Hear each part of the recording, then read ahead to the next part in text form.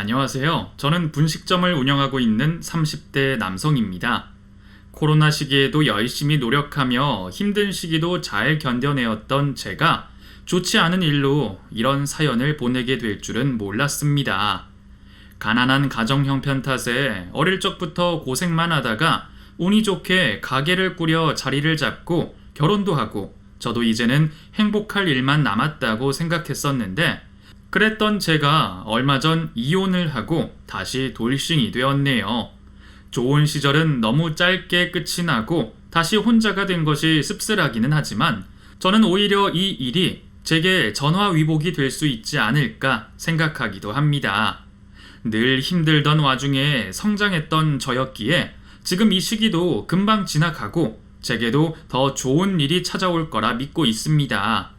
그리고 저의 그런 다짐을 증명이라도 시켜주는 듯 들려오는 헤어진 전처의 안 좋은 소식에 이렇게 사연을 보내게 되었네요. 참을성 많다 생각했던 제가 어떻게 결혼을 하고 이혼까지 하게 되었는지 그 사연을 시작해 보겠습니다. 부모님과 저, 밑으로 동생 둘까지 5식구였던 저희 집의 유일한 문제거리는 아버지였습니다. 젊은 시절부터 놀기 좋아했던 아버지는 결혼하여 자식을 셋이나 낳는 동안 전혀 철이 들지 않은 인물이었습니다. 늘 술과 여자들을 좋아해 젊은 시절부터 어머니의 속을 많이 썩였다고 들어왔었죠. 어머니라고 그런 남편이 달갑지는 않으셨을 겁니다. 매일 눈물을 훔치시고 무책임한 아버지 대신 저희 삼형제를 챙기려 혼자 고생이 많으셨겠죠. 저희 어머니도 아버지가 그런 줄은 모르고 결혼을 하셨겠지만 자식까지 낳은 와중에 이혼은 절대 생각하실 수 없으셨을 겁니다. 어머니는 집에 마음을 붙이지 못하고 매일 술에 여자들 끼고 다니는 아버지 때문에 속을 끓이시면서도 그런 아버지가 차라리 밖을 나돌기를 바라기도 하셨습니다. 그건 주정뱅이였던 아버지의 주사 때문이었죠. 제 기억 속 아버지는 거의 매일 술을 드셨었고 취한 아버지는 매번 저희 형제들과 어머니를 괴롭히셨습니다. 술 먹고 기분 좋다며 희죽거릴 때는 언제고 갑자기 화가 치민다며 물건을 던지고 세간 살림을 깨부수곤 하셨죠. 고래고래 소리 지르고 패악을 부리는 아버지를 누구도 감당할 수 없었습니다. 그럴 때면 저희 삼형제는 아버지를 피해 늘 작은 방 안에 서로 끌어안고 숨어 있었어야 했고 어머니는 혼자 그런 아버지를 말리다 늘 봉변을 당하곤 하셨습니다. 가끔 어머니 몸에 멍들을 볼 때마다 저는 죄책감이 들곤 했습니다. 그땐 저도 아버지와 맞서기에는 너무 어린 나이였지만 장남으로 자식으로서 어머니를 지키지 못했다는 것이 늘 저를 힘들게 하곤 했었습니다. 그리고 어머니는 자신이 고통받으시더라도 자식들만 챙기면 되는 거라 생각하고 계셨죠. 그러다 기어이 아버지가 저희에게 손을 댔고 어머니는 그날로 더는 참지 못하고 아버지와 이혼을 선택하게 되셨습니다. 이후 홀로 삼형제를 키우게 되신 어머니는 매일 고생에 시달려야 했습니다. 그동안 저희 삼형제 낳고 기르느라 집에서 살림만 하시던 어머니는 자식들을 먹여 살리기 위해 남들보다 늦은 나이에 사회생활을 시작하게 되셨어요. 일자리도 마땅치 않고 겨우 얻는 자리들은 하루 종일 몸을 혹사해야 하는 힘든 일들이었지만 어머니는 그나마도 감사하게 여기며 매일 일을 나가셨습니다. 그리고 아직 어린 제게 더 어린 동생들을 맡기시며 당부를 하셨죠. 성진아, 엄마가 없을 때는 네가 동생을 챙겨야 해. 우리 성진이 잘할 수 있지? 그럼 엄마도 성진이 믿고 열심히 일하고 올게. 착한 우리 성진이 동생들이랑 잘 있어? 이후로 저는 어머니 대신 어린 동생들을 먹이고 챙기며 동생들의 보호자가 되어야 했습니다. 그때 제 나이가 겨우 중학생이었으니 저도 어린 나이에 그런 책임감이 무겁기도 했습니다. 이혼 가정에 대한 사회의 부정적인 시선들도 버겁고 한창 친구들과 놀고 싶은 나이에 동생들을 챙기는 것들이 쉽지 않았지만 저는 우리들을 위해 매일 쪽잠을 주무시고 힘들게 생활하시는 어머니를 위해 그렇게 할 수밖에 없었습니다. 저라도 어머니에게 든든한 편이 되어 드려야겠다는 생각에 저는 반항 한번 하지 않고 동생들을 챙기며 장남의 역할을 해야 했죠. 고등학생이 된 저는 동생들을 챙기고 남는 시간 집 근처에서 아르바이트를 하기도 했어요. 편의점 일도 하고 식당에서 불판 닦는 일도 하고 얼마 안 되는 돈이었지만 제가 일을 해서 번 돈으로 집에 보탬이 되고 싶었습니다. 혼자 희생하고 견디시는 어머니에게 조금이라도 보탬이 되고 싶었던 저는 일찍부터 학업을 포기하고 생활전선에 뛰어들 수밖에 없었죠. 성인이 되고부터 제가 어머니 대신 집안의 가장이 되어야 한다 생각하며 더 열심히 살아갈 수밖에 없었습니다. 젊어서부터 고생만 하시며 몸이 많이 약해지셨던 어머니를 대신해 제가 한 푼이라도 더 벌겠다고 투잡을 하고 부업을 하고 별별 일을 다 하며 살았습니다. 그렇게 열심히 일을 하던 저는 군입대를 하기 전까지 바짝 벌어 집에 여윳돈을 만들어 놓고 나서야 군대에 들어갈 수 있었죠. 하지만 군대에 가서도 저 없이 지낼 동생들과 혼자 고생하실 어머니 걱정에 마음을 놓을 수가 없었습니다.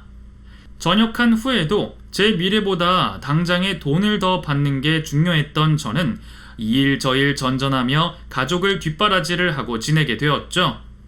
다른 친구들은 한창 대학 생활하며 미래를 꿈꿀 나이였지만 그때까지도 꿈이라는 건 저한테 사치스러운 얘기였어요. 그저 식구들 걱정에 하루 벌어 하루 먹고 살기 바빴던 저였기에 돈이 되는 일 말고는 다른 것을 생각할 겨를이 없었습니다. 하지만 제 동생들은 꿈꿀 수 있게 만들고 싶었습니다. 고생은 나 혼자 할 테니 내 동생들만큼은 평범한 아이들처럼 대학을 나오고 취업을 해 번듯하게 살기를 바라며 열심히 벌어 동생들이 무사히 자라기를 바랬죠. 돈 생각만 하던 저는 동생들의 학비를 위해 더 열심히 일을 해야 했고 그때 우연히 분식집 장사를 시작하게 되었습니다. 폐업을 한다며 권리금도 없이 거의 헐값에 넘겨받은 가게를 얻어 그곳에서 처음 장사를 시작하게 되었죠. 그동안 한식집이며 고깃집, 호프집, 별별 음식점에서 일을 해봤던 저였지만 막상 직접 가게를 운영하는 것이 쉽지 않았습니다. 하지만 언제나 쉽지 않은 인생을 살았던 제게는 그것도 그리 힘든 일은 아니었어요. 무조건 열심히 하면 어떻게든 결과를 볼 수 있다는 믿음을 가지며 저는 매일 저만의 조리법을 연구했습니다. 사실 제가 떡볶이를 만들고 튀김을 하는 것이 처음은 아니었습니다. 아르바이트 하면서 서빙도 하고 주방 일도 하고 온갖 경험들이 많은 덕분에 저는 예전에 일하던 호프집에서 인기 메뉴로 팔았던 떡볶이 조리법을 가지고 저만의 떡볶이를 만들게 되었죠. 다행히 처음부터 반응은 나쁘지 않았어요. 분식집은 싸고 만만하다 보니 평균만 되어도 망하지는 않을 거라 생각했던 게 맞았었죠. 하지만 그래도 뭔가 아쉬웠던 저는 쉬는 날이면 여기저기 맛집을 돌아다니며 몇 달을 떡볶이만 먹기도 했습니다. 그리고 다른 맛집들의 장점과 단점들을 파악해 저희 가게의 메뉴들을 점점 발전시키게 되었죠. 그리고 결과는 대성공이었습니다. 장사를 시작하고 1년은 돌을 닦는 심정으로 기다려야 한다던 사장님들 얘기와 달리 제 가게는 시작한 지 얼마 되지 않아 맛집으로 유명해지며 여기저기서 입소문을 듣고 찾아오는 손님들도 많아지게 되었어요. 그리고 덕분에 저는 태어나서 처음으로 큰 돈을 만져보게 되었습니다. 난생 처음 적금을 들고 동생들 남은 학비까지 전부 도와줄 수 있었어요. 다행히 착한 동생들은 그런 저의 도움을 고마워하며 그만큼 열심히 해주었습니다. 열심히 공부하고 노력하여 제가 기대하던 대로 잘 자라고들 있었죠. 그런 동생들을 보며 저는 더 열심히 가게를 꾸렸습니다. 한 분 한 분 서비스를 대접하고 초심을 잃지 않으려 노력했죠. 이제 더는 예전처럼 돈 걱정할 일은 없었고 동생들도 학교 생활을 잘 하고 있으니 저는 어머니가 이제라도 일을 그만두고 편히 계셨으면 했습니다. 어머니, 이제 일 그만하세요. 저 이제 남부럽지 않게 벌고 있고 저 하나로도 온 가족 책임질 수 있어요. 어머니가 더 고생할 필요 없다고요. 성진이 너가 얼마나 열심히 해왔는지 내가 어떻게 모르겠니? 너 잘 돼서 엄마도 행복하고 이제 걱정이 없다. 하지만 부모가 돼서 어떻게 자식이 번 돈으로 연명하겠어? 내가 사지가 멀쩡할 때까지는 일을 해야지. 엄마는 아직 괜찮으니까 나 걱정하지 말고 성진이 너야말로 이제라도 편히 살아라. 돈 잘 벌릴 때 열심히 돈 모아서 집도 사고 얼른 장가도 가야지. 그렇게 어머니께서는 제 제안을 거절하시고 일을 하셨고 저 또한 어머니 말씀처럼 열심히 제 가게를 꾸려가고 있었습니다. 그러다 한 여자와 만나 연애를 하게 되었죠. 이전에도 종종 연애를 해왔지만 과거 아버지에 대한 기억과 부모님의 이혼으로 인해서 연애 상대에 대한 저만의 기준이 있었던 탓에 그 전 연애들 모두 그리 좋지 못한 기억들만 가지고 있었어요. 제 기준에는 여러 가지가 있었지만 가장 중요시하던 건 술과 책임감이었어요. 별것 아닐 수도 있지만 한참 자유롭게 놀고 하고 싶은 것도 많은 20대 여자친구들에게는 잘 찾아볼 수 없던 조건들이기도 했죠. 그런데 친구의 소개로 만나게 된 현경이는 제 기준에 딱 부합하는 여성이었습니다. 저와 비슷한 가정사로 인해서 더 친밀하게 느끼고 공감대가 있었는지 모르겠지만 현경이는 술과 유흥과는 거리가 멀었고 연애에 있어서도 저만 바라봐주는 사람이었죠.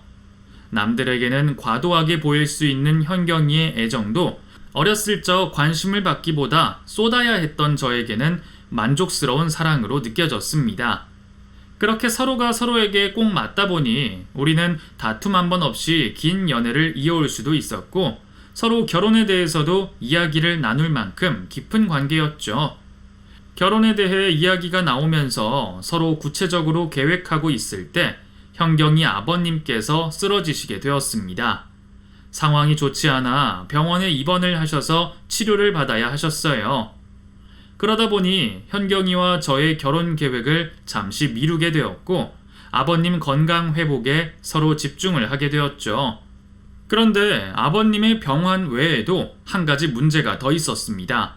아버님 건강 상태로 인해 옆에 누군가가 꼭 있어줘야 하는 상황이었는데 오전 시간에 아버님을 보살펴 줄 사람이 없었어요.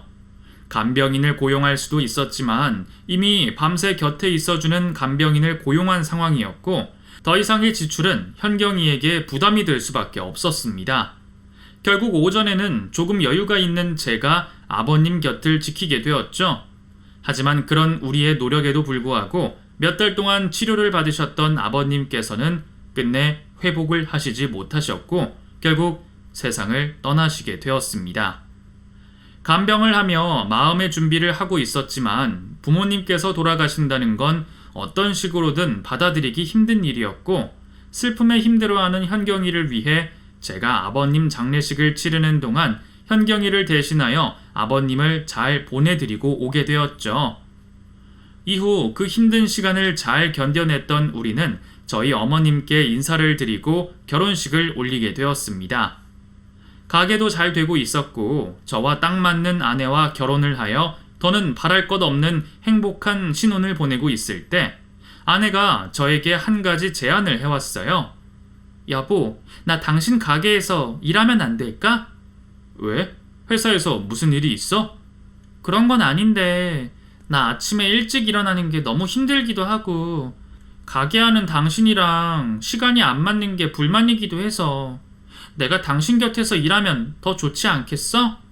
그리고 내 월급이 엄청 많은 것도 아니라 당신 가게에서 일하는 사람 한 명 고용하는 거랑 얼추 비슷하잖아. 생판 모르는 남보다 아내가 일 시키기도 더 편하고 좋을 거고 안 그래도 당신 직원 하나 더 두려고 생각 중이라며. 이게 네가 생각한 것처럼 쉬운 게 아니라니까.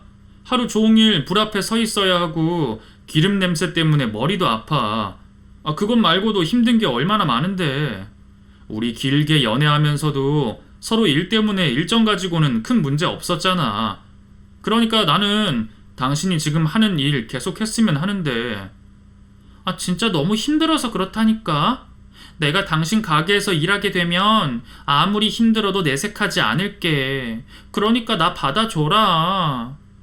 아내는 당황스럽게도 잘 다니던 회사를 그만두고 제 가게에서 같이 일을 하고 싶다 했습니다. 일 자체도 아내가 생각하는 것보다 고되기도 했고 손님들 응대까지 하면 별별 일 다 겪어야 하다 보니 아내가 가게에서 일을 하는 걸 반대하게 되었어요. 그런데 아내는 계속 자신이 있다고 하는 겁니다. 제 장사하는 걸 겨우 부엌에서 요리하는 정도로 생각하더군요. 그래서 체험이나 한번 해보라는 식으로 아내가 쉬는 날 가게로 데리고 나와 일을 시켰는데 그날 이후로 더 자신 있어 하는 거예요. 저렇게까지 회사를 퇴사하고 싶어하고 가게 일도 자신 있어 하니 아내를 믿고 같이 일을 하기로 했습니다. 그런데 2주도 안 돼서 힘들다며 가게를 못 나오겠다고 하는 겁니다. 여보, 일어나 출근해야지. 벌써? 나 도저히 안 되겠어.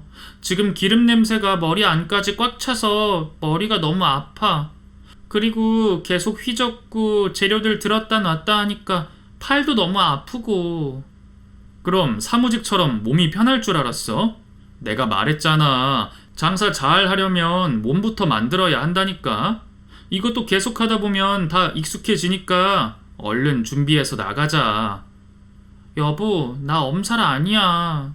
나 오늘만 좀 쉬면 안 될까? 나 아버지 유전력 때문에 하지 정맥류 있는 거 알잖아. 그거 심해지면 진짜 죽을 맛이야.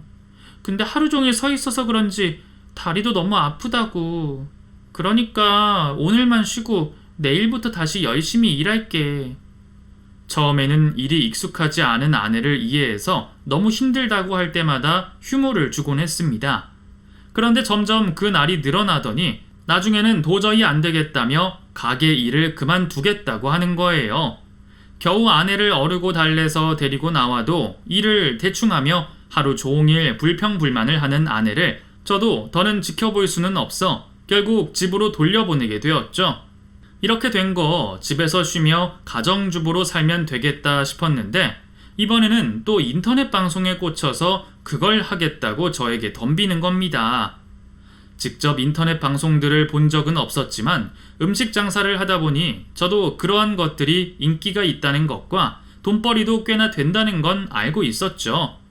하지만 그런 것도 끼가 있는 사람이나 자신이 하는 방송 주제에 대해 전문가 정도 되는 지식을 알고 있어야 잘 될 거라고 생각했어요. 그러다 보니 평소 이것저것 알긴 해도 얇게만 알고 있던 아내가 잘할 거라고 생각되지 않았죠. 저번 가게 일로 끈기가 없다는 걸 알게 된 아내가 꾸준히 하기만 해도 제 기준에는 성공적일 거라고 생각했습니다. 현경아, 나도 인터넷 방송은 잘 모르지만 그게 네가 생각하는 것처럼 쉽지는 않을 거야. 방송 내용이나 주제도 잘 잡아야 할 거고 그 내용도 네가 다른 전문가만큼이나 알고 있어야 한다니까. 잘 되는 사람보다 안 되는 사람이 많잖아.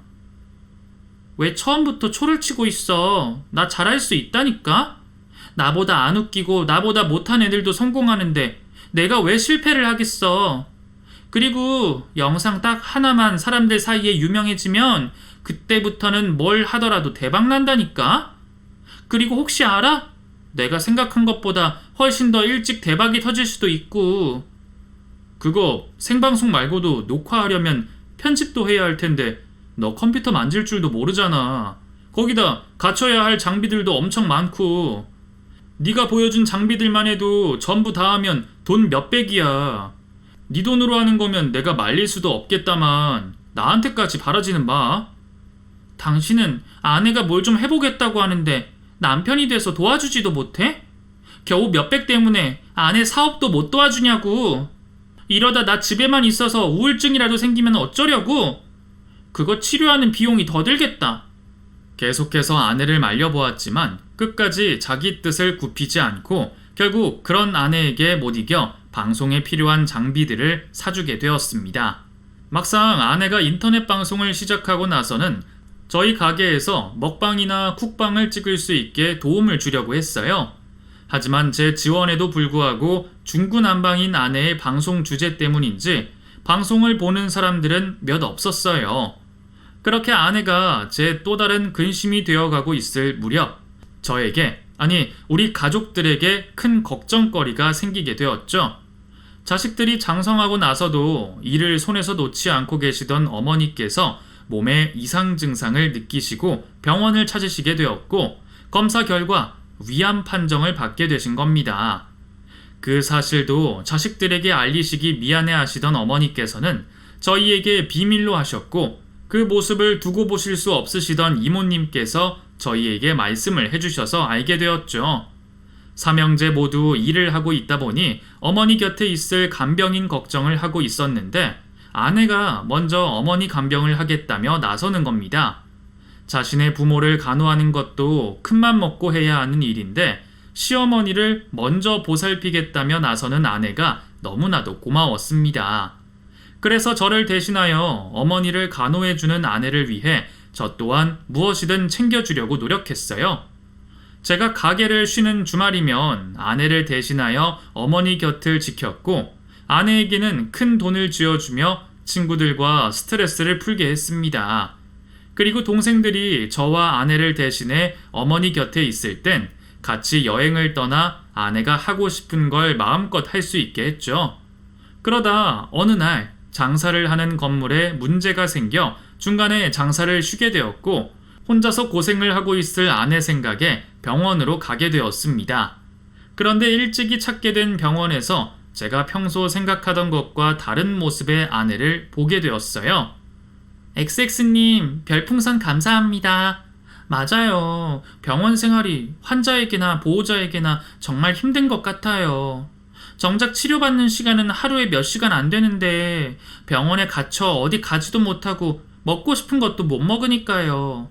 그래도 여러분들과 이렇게 소통할 수 있어서 저도 그리고 우리 시어머니께서도 많은 위안을 얻는 것 같아요. 곧 병원에서 오후 회진을 도는 시간이기도 하고 저도 어머님 간병에 집중을 해야 하니 방송은 여기서 마치겠습니다. 그럼 다음 생방송 시간은 공지사항에 올릴 테니까 다음 방송에도 많이 찾아와 주세요. 그럼 다들 안녕. 저희 어머니께서는 항암 치료로 인해서 기운 없이 병원 침대에 누워만 계시는데 그 옆에서 아내는 인터넷 방송이나 하고 있더군요. 잠깐 보게 된 모습이었지만 아내가 하는 방송이 어머니를 위한 것처럼 보이지는 않았습니다. 이게 무슨 짓이냐며 당장 아내에게 핀잔을 주고 싶었지만 제가 오해를 할까 싶어 우선은 못 본 척을 하게 되었죠. 혹여 열심히 어머니를 간병하던 아내가 잠시 어머니가 주무신 틈을 타 쉬는 시간을 이용해 방송을 했을 수도 있었고 어머니와 추억을 남겨놓으려고 영상을 찍었을 수 있었으니까요. 하지만 그건 저만의 착각이었습니다. 그 이후에도 아내가 방송을 하고 있는 모습을 종종 목격을 하게 된 저는 방송의 내용들이 궁금해지기 시작했고 아내가 업로드한 방송을 직접 보게 되었죠. 편집을 따로 할 줄 몰라 생방송 그대로의 영상을 올려놓은 아내의 방송에는 아프신 어머니에 대한 배려가 하나도 있지 않았습니다. 어머니의 얼굴이 직접 찍혀 있지는 않았지만 아프신 저희 어머니를 이용해 자신이 세상 불쌍한 사람인 마냥 행동을 하며 사람들에게 동정과 관심을 받고 있었고 간병을 하다가도 자신을 후원해주는 사람들이 시키는 행동을 하기 위해 병원을 나가기도 했죠. 그 방송들 어디에도 저희 어머니를 위해서 행동한다거나 자신의 답답한 가슴을 풀어보려는 모습은 보이지 않았어요. 아프신 시어머니를 하루 종일 간병하고 있는 착한 며느리 행세를 하며 받게 된 관심에 도취되어 자기 사심만 채우고 있었죠. 제 눈으로 직접 그 모습을 확인해 보고자 한 저는 가게를 잠시 직원에게 맡겨두고 몰래 아내를 지켜보게 되었습니다. 아내는 방송 삼매경에 빠져 부종으로 걸음이 불편하신 어머니가 화장실을 다녀오는지도 모르고 있었고 하루 종일 병원 침대에만 계셔 심심해 보이시는 어머니의 말상대도 해주지 않았습니다. 가끔 저희 어머니에게 말을 걸 때는 자기가 한 방송을 보여주며 재미있어 할 때뿐이었어요. 물론 제가 직접 간병을 하고 있는 건 아니었기 때문에 아내가 받고 있는 스트레스를 전부 다 이해할 수는 없었지만 겨우 2달밖에 안 된 상황에 저런 행동을 하고 있다는 게 용납이 되지 않더군요. 그래서 아내에게 따져 물으려고 했습니다. 자기의 지난 방송을 보며 웃고 떠드는 아내를 어머니 병실에서 데리고 나왔죠. 너 지금 도대체 뭐 하는 거야? 내가 뭐, 당신 지금 잠깐 내가 휴대폰 보고 웃고 있다고 이러는 거야? 잠깐 하고 있었다고? 내가 어제도 하루 종일 당신 행동을 보고 있었는데? 당신이 오해하는 거야. 그리고 하루 정도는 그럴 수도 있지. 내가 어머님 간병하는 시간이 일주일에 5번, 한 달이면 20일이나 되는데 그중 하루가 문제가 돼? 그리고 내가 자리를 비웠어? 아니면 그 사이에 어머니께 무슨 일이라도 생겼어? 당신 어머니 아프셔서 예민한 건 알겠는데 그래도 이건 아니지. 뭐? 당신... 예, 성진아, 너 지금 뭐 하는 거야? 잠을 주무시고 계신 줄 알았던 어머니께서 아내를 데리고 가는 저를 보셨는지 걸음이 힘드신 몸 상태에 직접 정원까지 오셔가지고는 저를 말리셨죠. 너 지금 현경이한테 뭐 하는 거야? 그리고 할 말이 있더라도 앞뒤 상황 다 물어보고 나서 좋게 말을 해야지. 네가 그렇게 화를 내는데 현경이 입에서도 말이 좋게 나오겠어? 현경이 너는 내려가서 쉬고 있어라. 내가 성준이 오해 다 풀어주고 가마. 감사합니다, 어머니. 봐, 어머니께서도 당신이 오해한 거라고 하시잖아. 그렇게 아내는 자신의 잘못을 뉘우치지 않고 병실로 내려갔고 저는 어머니와 의자에 앉아 이야기를 나누게 되었습니다. 성진아, 현경이에게 그러지 마라. 쟤도 이 병원에 갇혀있는 게 얼마나 힘들겠니? 어머니, 저 아내가 지금까지 어머니 곁에서 뭐하고 지냈는지 다 알고 있어요. 아픈 사람 곁에 두고 자기 혼자 놀고 있는데 그럼 그걸 두고 봐요? 암을 의사가 고쳐주고 약이 고쳐주지 현경이가 고쳐주니? 나는 현경이가 내 곁에 있는 걸로도 만족한다. 오히려 나 때문에 너희 부부 사이에 불화가 생기는 게 더 스트레스야. 내가 필요하면 알아서 현경이한테 도움을 받을 테니까 너는 엄마 걱정하지 말고 네 아내랑 사이좋게 지내. 엄마 떠나고서도 너를 챙겨주고 네 곁에 있을 사람은 현경이 아니냐. 삶이 얼마 남지 않은 엄마한테 신경 쓰지 말고 네 아내한테 잘해라.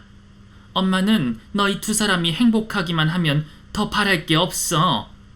그래서 지금처럼 다투는 게 너무 큰 스트레스고. 알겠지? 자신이 아프신 와중에 우리 부부 사이가 멀어질까 걱정하시는 어머니를 위해서 저는 아내의 행동에도 아무 말 하지 않기로 했어요. 아내가 어머니 곁에서 하는 행동들에 대해 아예 신경을 끊었으면 좋았겠지만 사람이라는 게 한번 알고 나니 화가 날 걸 알면서도 어쩔 수 없이 궁금증이 생기더군요.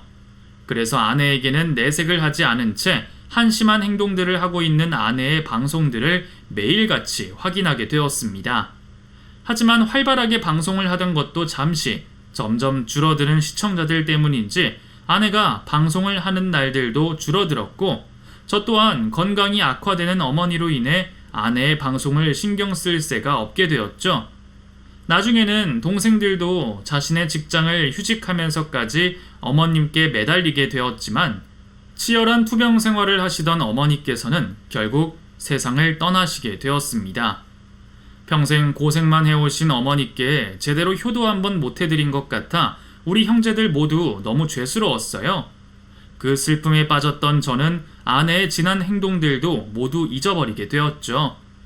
시간이 흐르자 하나 둘씩 제자리를 찾게 되었고 저 또한 어머니를 가슴에 묻어둔 채 평범한 일상을 보냈습니다. 아내도 더 이상 가망이 없어 보이던 인터넷 방송을 접은 채 집안일을 하고 있었죠.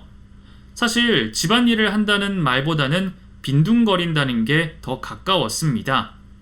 일을 마치고 돌아와서도 제가 밀려있는 집안일을 해야 했으니까요. 그래도 아주머니께서 아내와 행복하게 살려던 마음을 지키려고 저 나름대로 양보에 양보를 해주며 노력하고 있었어요. 그런 어느 날 평소 가게를 찾지 않던 아내가 괴성을 지르면서 가게 안으로 들어오는 겁니다. 이야, 여보, 내가 말했지. 내가 한 방이 있다고. 나 로또 됐어. 로또 1등이라고. 뭐? 진짜야? 그래, 당첨자가 많기는 한데 그래도 로또는 로또지. 이제 당신 고생 끝이야. 가게도 이제 그만둬. 좋기는 한데 요즘 세상에 로또 된다고 일까지 그만둘 수 있나?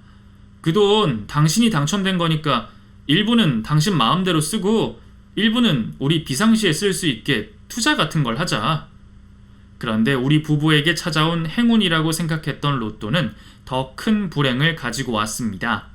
아내는 처음으로 자신에게 큰 돈이 생겨서 그런지 주체를 못하고 흥청망청 돈을 쓰기 시작했고, 똑똑한 소비나 투자보다는 쓸모없는 사치를 하며 친구들과 놀러 다니기 시작했어요. 그러다 보니 이전에도 안 하던 집안일은 점점 더 많이 제 몫이 되었고, 집에는 사용하지도 않는 사치품들만 쌓여갔죠. 저 또한 그런 아내의 뒤치다꺼리를 하면서 점점 불만이 쌓여만 갔습니다. 하지만 그 당시 저는 하고 있던 분식집을 프랜차이즈 사업으로 준비하던 때라 아내에 대한 불만을 뒤로 미루게 되었습니다. 그렇게 장사를 하면서 동시에 사업을 준비하다 보니 눈 깜짝할 사이에 1년이라는 시간이 지나게 되었고, 어머니의 첫 기일을 맞이했죠.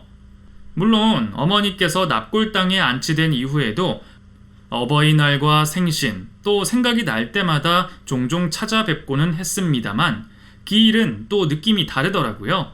제 곁에 어머니가 안 계신 지 벌써 1년이라는 시간이 지나갔나 싶어 놀라기도 했고, 잘 살고 있는 듯한 제 모습이 어머니께 죄스럽기도 했어요.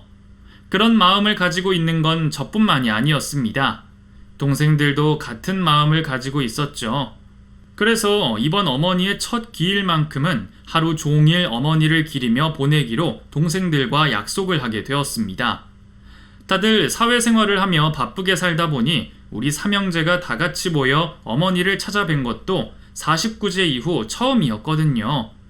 그날이 제 아내와 결혼 기념일이기는 했지만 이번 첫 기일만큼은 아내도 이해해 줄 거라고 생각했고, 그래서 미리 아내에게도 언급을 해놨었죠.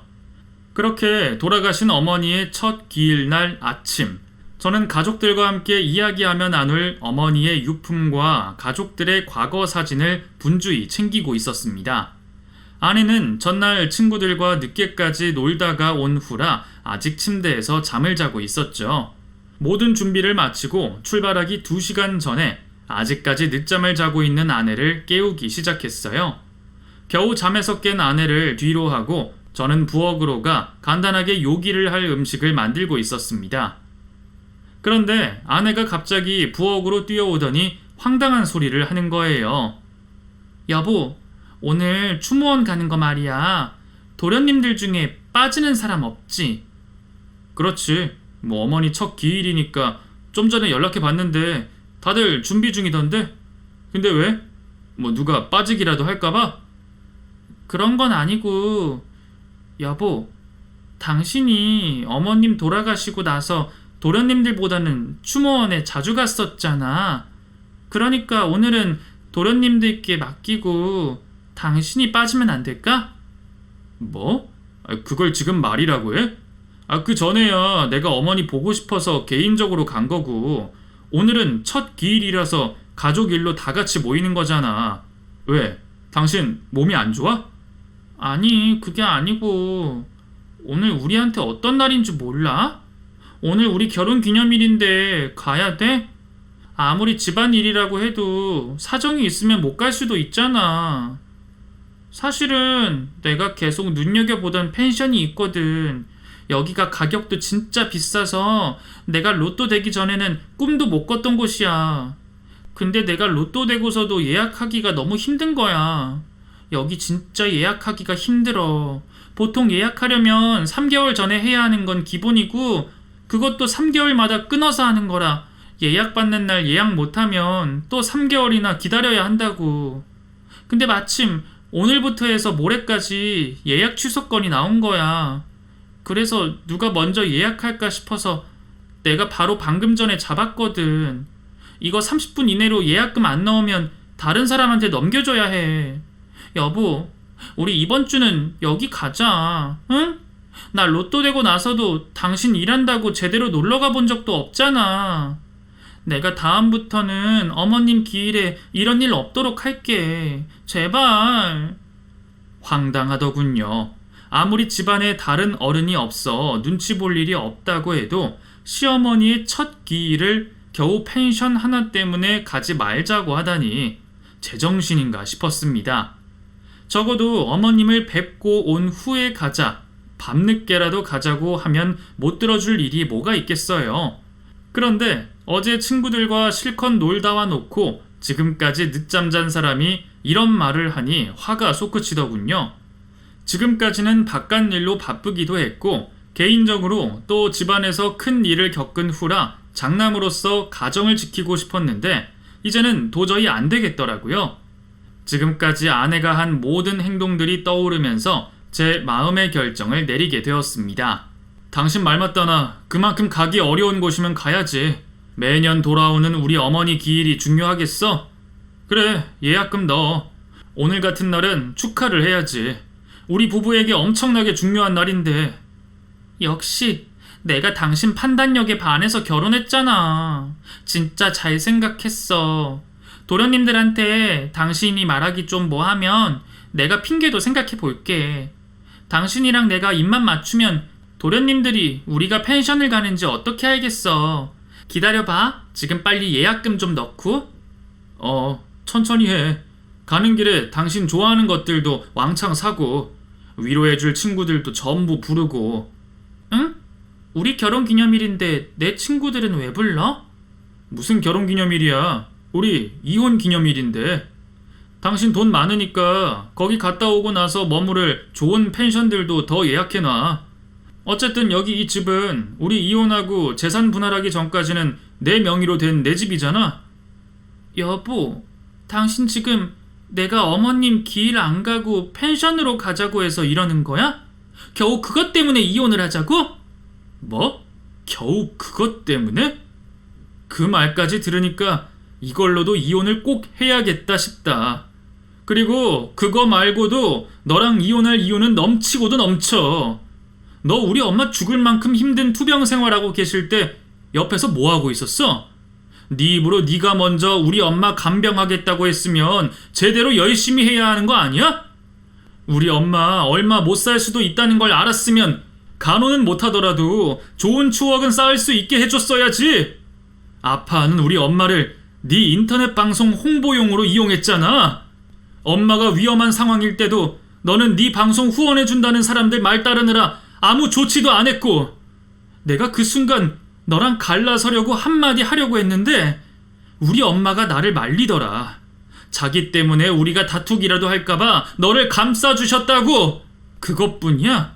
너 아침에 일어나기 힘들다는 이유로 회사 그만두고 또 장사 우습게 보더니 네 생각만큼 쉽지가 않으니까 인터넷 방송한다고 설쳤지? 내가 속는 셈 치고 장비들 다 사줬는데 그 장비들 지금 다 뭐하고 있니? 솔직히 운 좋아서 로또 당첨된 거지 그 전까지 네가 뭐 했어? 로또 당첨되고도 화수분인 마냥 흥청망청 쓰고 다니잖아. 연애 때 나랑 있던 그 여자는 어디 간 거니? 이게 진짜 네 모습이야? 내가 뭘? 예전이나 지금이나 당신 사랑하고 좋아하는 마음은 변함없잖아. 그거 하나면 되는 거 아니야? 힘들게 살다가 당신 만나서 나도 좀 편하게 살려고 하는 건데 겨우 그거 하나 이해 못 해줘? 그러니까 지금까지 이해해주고 살고 있었잖아. 그런데 우리 엄마 첫 기일 같이 지내는 거 그거 하나도 그렇게 하찮게 생각하냐? 내가 몇 달 전부터 그렇게 이번만 이해해달라고 말을 했는데 생각해봐. 나는 장사하고 있을 때도 당신 아버님 간병에 장례식장도 지켰던 사람이야. 몇 달 동안 내 시간 바쳐서 있었다고. 왜?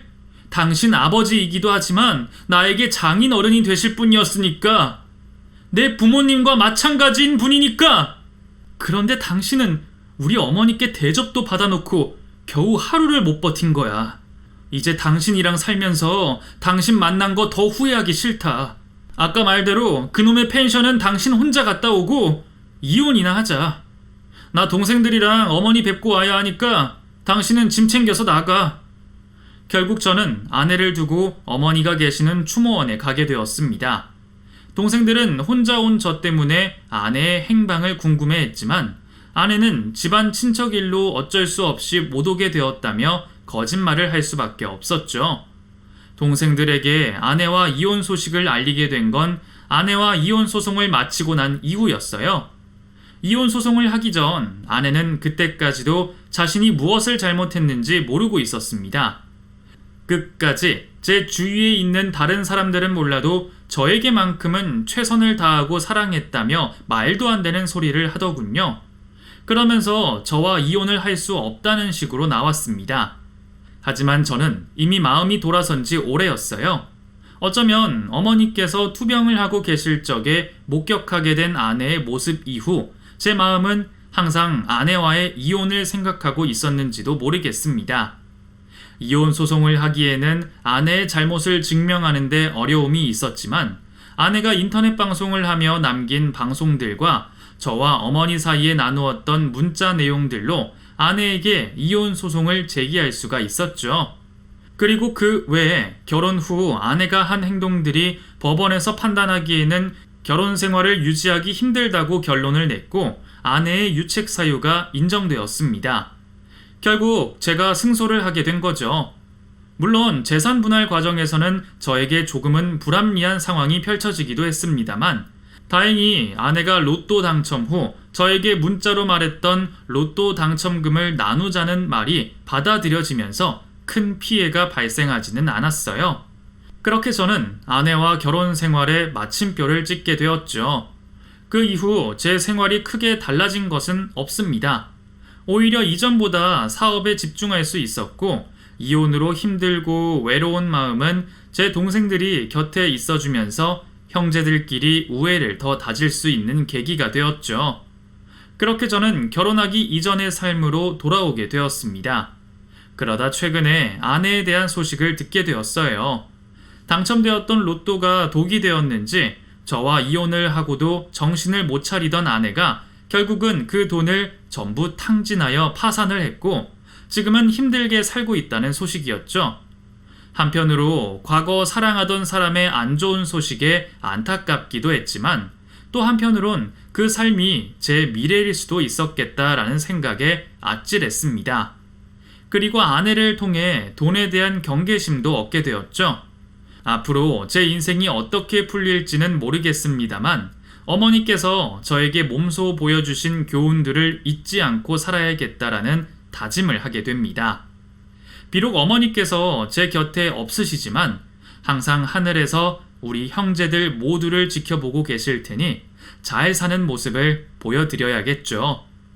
여러분들께서는 부디 저와 같이 부모님에 대한 후회 남기는 일 없으시길 바라겠고 이만 글을 마치도록 하겠습니다. 감사합니다.